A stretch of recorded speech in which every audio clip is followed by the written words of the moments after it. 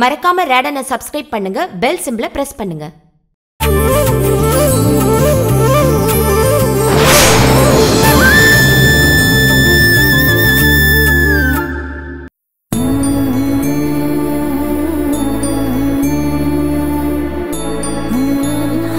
இருமீரா, நீ சுமங்கலி பொண்ணுமா. 1000 தான் புருஷனை வெறுத்தாலும் அவர் கட்டினது அம்மனோட தாலி. அதனால நீ வெறுங்கழுத்தோட இருக்கக்கூடாது. ஒரு மஞ்ச கயித்துல மஞ்ச கிழங்க கோத்தாவது உன் கழுத்துல நீ போட்டுக்கணும். அத நீ உன் கழுத்துல போட்டதுக்கு அப்புறம் தாலியை கழட்டலாம்.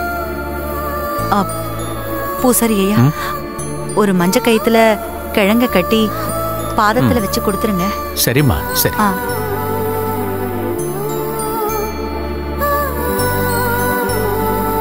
ஓம் சக்தி பராசக்தி. ஓம் சக்தி.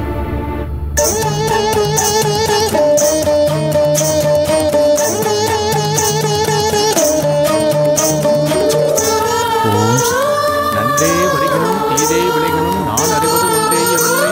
உனக்கே வரம் எனக்கு உள்ள எல்லாம் அன்றே உனது என்று அழைத்து விட்டேன். அழியாத உனக்குன்றே அருட்கடலே இனவான் பெற்ற கோமலமே.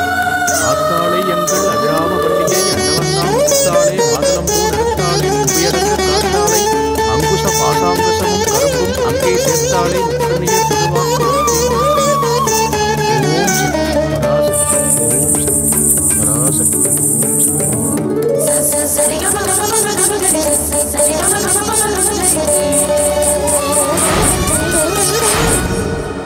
என் புருஷன் கொடூரக்காரன்னு தெரிஞ்ச பிறகு இதுக்கெல்லாம் அர்த்தம் என்ன இருக்கத்த? அர்த்தம் இருக்கோ இல்லையோ, சுமங்கலி பொண்ணு வெறும் கழுத்தோட இருக்கக்கூடாது. வசீகரன் அவ்வளோ முயற்சி பண்ணி ஆபரேஷன் பண்ணி முடிச்சிட்டாரு. அவர் வார்த்தையை அவர் காப்பாத்திட்டாரு. ஆனா தெய்வந்தான் என் பையனை காப்பாத்த முடியும்னு விதி இருக்கும்போது அந்த கடவுள் தான் நம்மள இந்த கோயிலை கொண்டு வந்து நிறுத்தியிருக்கு.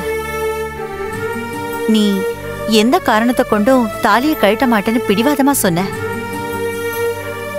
ஆனா உன் மனச என் குலதெய்வம் மாத்திருச்சு.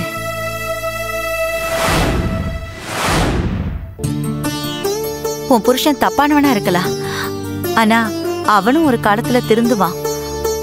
அவன் ஆயுசோட இருக்கணுங்கிறது தான் எங்க எல்லாரோட ஆசையும்.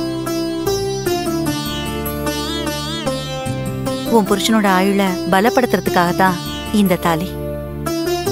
அதுவும் இந்த தங்க தாலியை விட இந்த மஞ்ச தாலிக்கு புனிதம் மகத்துவம் ரெண்டும் அதிகம். அதனால இந்த தாலியை கட்டிக்கிட்டு அந்த தாலியை கட்டிடுமா.